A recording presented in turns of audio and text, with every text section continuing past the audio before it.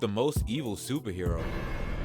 Starting this one off as tame as possible, because this is going to get pretty intense. We have Syndrome. Now, Syndrome is probably the first character in cartoons who taught all of us that all it takes is one bad day to turn your #1 fan into your #1 greatest villain. As in the beginning, he started off as a #1 fanboy for Mr. Incredible. Only there was one tiny thing about it. He didn't have any superpowers, which makes it basically impossible for him to have ever been a superhero or a sidekick himself, causing Mr. Incredible to be quite dismissive of him during their first meeting. But the thing about Syndrome is what he lacks for in super strength, he makes up for in his intelligence, leading him to then invent gadgets to emulate superhuman ability. But he's still a little kid, so that ends up backfiring too and actually causes a lot of damage to the city. And you already know that Bob wasn't having that, so he takes the kid, throws him in the back of a cop car and makes sure that they tell his mom later. And how does Syndrome react to being dissed by his #1 biggest hero? How anyone else would, obviously. Spends the next 15 years building a fortune by manufacturing weapons, spends the money he makes from it buying a giant island and headquarters, hires a whole bunch of evil henchmen in this hot chick, and ends up building this gigantic superhero killing robot. But that's not all. You see, Syndrome is still in his feelings about how Mr. Incredible treated him when he was little, and that led to him developing a disdain for all superheroes. So using this robot he built, the Omni-Droid, Syndrome starts luring every superhero on the planet to his island, one by one, to end them all prematurely. Well, almost all of them. You see, bro had a plan here where he would wipe out every single superhero with his robot, and then send his giant monstrosity to wreak havoc on the public within town. Then Syndrome would appear out of nowhere, flying in on his rocket boots, and click a button on his remote, cutting off the robot and saving the day, all at the cost of countless innocent lives. Because ultimately, at heart, he's still that little boy who wants to be a superhero, but being rejected by his #1 idol has led to him having a super messed up and nihilistic view of it, which can definitely be seen when he finally begins to enact his revenge plan on Mr. Incredible. He has his little side piece call him to the island, and ultimately has the robot try to end Bob the same way he did all his friends. Then upon finding out a homing signal had sent support to the island, without hesitation and while knowing there were innocent people on board, he sends missiles to attack their incoming plane. And if you thought he felt any different about the lives of his allies, you'd be 100% wrong, because he instantly calls Mr. Incredible's bluff when he threatens his side piece and legitimately tells him to snap her in two. Bro's on demon time. Then, even after he has all his evil superhero plans thwarted, what else does he do? Resorts to trying to kidnap Elasti-Girl and Mr. Incredible's baby, Jack-Jack, so he can raise him to be his super evil sidekick. But Jack-Jack wasn't having that, so he beats that ass. And Syndrome ends up meeting an untimely fate at the hands of a plane engine and his cape. And wow, we're already starting off this vid pretty wild, y'all. I'm not gonna lie, for a Disney movie, The Incredibles was actually kind of intense. But even all that has nothing on our next example of how despicable a Cape Crusader can be. Now here's the thing about Homelander. Even if one was to argue he's not as evil as his contemporaries because of his ideals, there is no denying that this guy is absolutely despicable in his actions. I mean, I know in the past few years we've seen a lot of evil Superman tropes in TV shows and movies, but there's something about this one that makes it stand out from the rest. I don't know if it's just how unsettling his motivations are, or if this guy's aura is just genuinely that terrifying. But here's a couple of the things that make Homelander a pretty good candidate for the most evil superhero. The plane incident. Now this is just one of the many things I could list from off the top of my head, but honestly there was zero justification for this. Homelander and Queen Maeve are intended to save these civilians, but instead of doing that, Homelander pretty much just lasers the plane control, then says no to helping anyone survive it cause physics apparently. Queen Maeve even begs for him to just save some of the children, and Homelander legit disagrees to that, only so there aren't any witnesses to report on what he did. How disgusting can you be? Then after the plane finally crashes, Homelander pretends to be sad and emotional during a news report, solely so he can get Vought financially involved in the military. I mean, bro is quite literally Satan. I don't even think any other examples need to be said, but I'm gonna give you some anyway. Blind spot. Now this is the moment where we got a great idea of how Homelander views those with different abilities than those of his own, because here we see him meet what is basically the boys' version of Daredevil after Ashley suggests he joins the Seven. And even though that's something you think he would be excited about, it actually turns out that Homelander's kinda ableist, so he gets rid of Blind Spot's super hearing, and after permanently wounding this guy solely because he can't see, Homelander then uses his power to instill fear in Ashley and forces her to become his spy for Vought. thought on the inside. Yeah, this was truly a terrifying moment, but neither of those are as evilly brutal as this last instance that I'm going to mention, where Homelander is called onto the scene to save a woman who is threatening to jump off a building, just as he's finally reached an emotional breakpoint within the story. So even though he was originally coming there intent on saving the girl, he legit forces her to jump, ending her prematurely in front of a giant crowd of people. And I cannot sit here and lie to you pretending that that is not Kid Buu levels of evil. I know a lot of you guys are fans of him, but Homelander's pretty messed up. But if you thought the first two entries on this video were evil and vile, then I'm pretty sure that nothing will prepare you for the last entry on our list, the most evil of them all, Omni-Man. Now, some people like to debate whether or not Omni-Man is truly evil or just a product of his environment, but in this last half of the video, I'm going to explain to you how both of those things can be simultaneously true. Unlike the two other entries on this list, Omni-Man is not a human, but a Viltrumite, a race of alien conquerors with godlike abilities. They spend several millennia spreading their empire across the galaxy, and eventually they start sending out Viltrumites individually for their own planets to conquer. Omni-Man gets sent out to conquer Earth, but decides to lead a double life as their #1 hero in the meantime. He ends up settling down and things go pretty well for a couple years, until his first son Mark finally gains his Viltrumite power. This leads to an automatic switch in Omni-Man, where he goes from focusing on protecting Earth to conquering it, and the first step in that is killing all of Earth's strongest heroes. So he does exactly that, and almost immediately after wiping out the Guardians of the Globe, Omni-Man wipes out another planet's entire civilization, as well as the race of the Flaxen. And if that's not evil enough, I've got more for you. Then, as more and more characters are beginning to find out all of Omni-Man's secrets, he goes on a literal rampage, killing Donald and several other characters who work for Cecil. Then, once the Immortal returns to life, Omni-Man brutally cuts him in half, ending his life again. Keep in mind, the Immortal and the other members of the Guardians of the Globe trusted Omni-Man and looked at him like a friend, yet he has zero problems at all turning all of them into ground beef. Then, once he's finally backed into a corner where he is unable to lie anymore, Omni-Man finally tells his son Mark the truth and tries to get Mark to assist him in conquering the planet. Obviously, Mark ain't going for all that, and Omni-Man responds to that by making a decision that truthfully marks him as the #1 most evil superhero.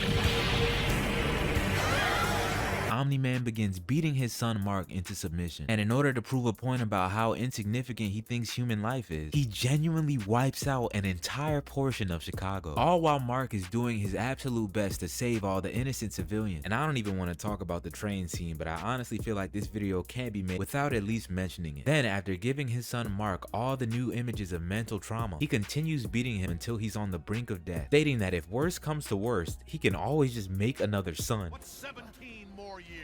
And honestly, even 2 years later, that is still one of the darkest lines I've ever heard delivered in a show. He only stops this onslaught once Mark reminds him that after 500 years, he'd still have his dad, showing that despite all the horrible things he did, Omni-Man's son still loves him. And then he just flies off into deep space, leaving his son, wife, and the people of Earth just to deal with everything he caused. And I almost forgot to mention it, but he called his wife a pet. Then we fast forward to season 2, where they try to give this character the beginning of a redemption arc. And what does he do? Lands on a new planet, finds a new wife, and gets her pregnant too. Then after his new son is born, he has an alien from this new planet fly to Earth and lie to Mark to get him to arrive there. Also, he can tell Mark he has to protect his new baby brother that he basically replaced him with. I don't know about y'all, but Omni-Man is 110% irredeemable in my eyes, especially considering the fact that even after everything he did, he doesn't tell Mark sorry, and using the excuse that he doesn't know how because he's an alien is not good enough anymore. Now granted, we do still have 4 episodes left in the 2nd season of the show, so when it comes to Omni-Man being redeemable, there definitely still is a chance that I could be proven wrong. But for now, based upon everything that's happened and all we've currently seen, I have absolutely no choice but to declare Omni-Man as the #1 most evil superhero. Definitely feel free to let me know what you think about my list in the comment section, and if there's anyone you think I missed or you want me to do a part 2 to this series, you can let me know by leaving a like on this video and subscribing to the channel. Make sure you stay tuned for when I cover cartoon Christmas specials in my next video. I love you, I appreciate you all. Sun God signing off.